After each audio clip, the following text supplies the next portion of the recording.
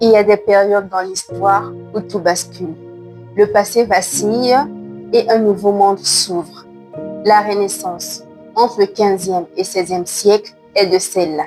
C'est le moment où la médecine, après tant de siècles passés sans remise en question, commence à se fonder sur les preuves, la dissection et le regard scientifique. L'Europe se réveille.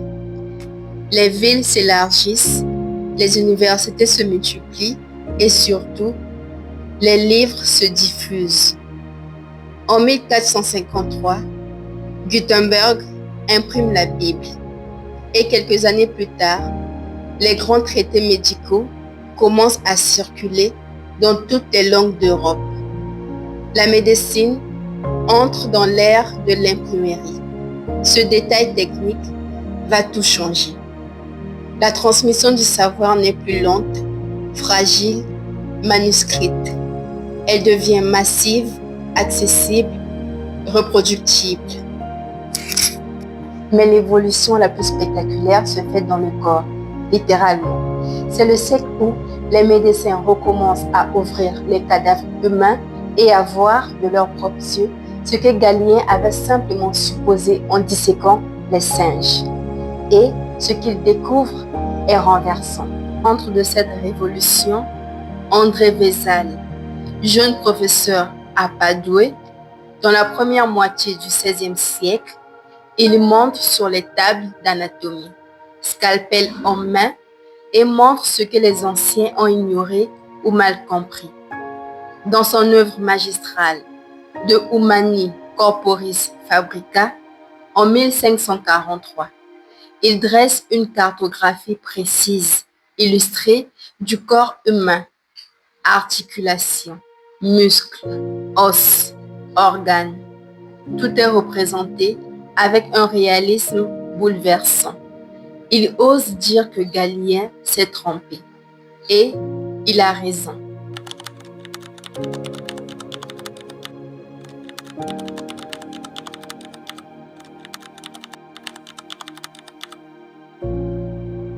Cette dynamique touche aussi la physiologie.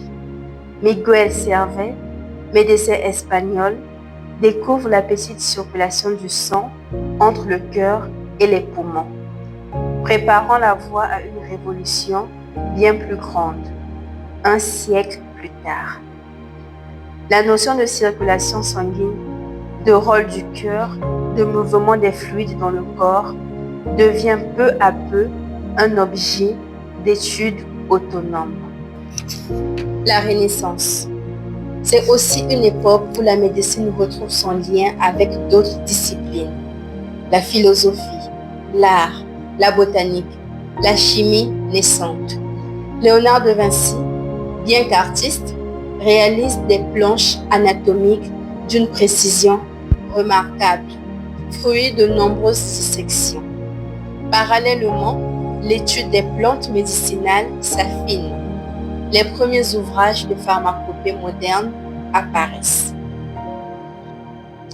Mais la Renaissance n'est pas encore la médecine moderne. Les humains restent dominants, les saignées abondent et les causes réelles des maladies sont encore floues.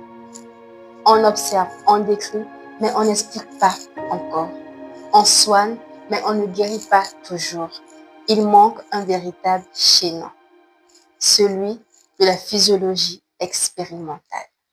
Ce que la Renaissance apporte pourtant de façon irréversible, c'est l'audace d'interroger les anciens, de corriger leurs erreurs, de s'appuyer sur l'expérience directe plutôt que sur l'autorité passée. C'est un esprit nouveau, un souffle critique.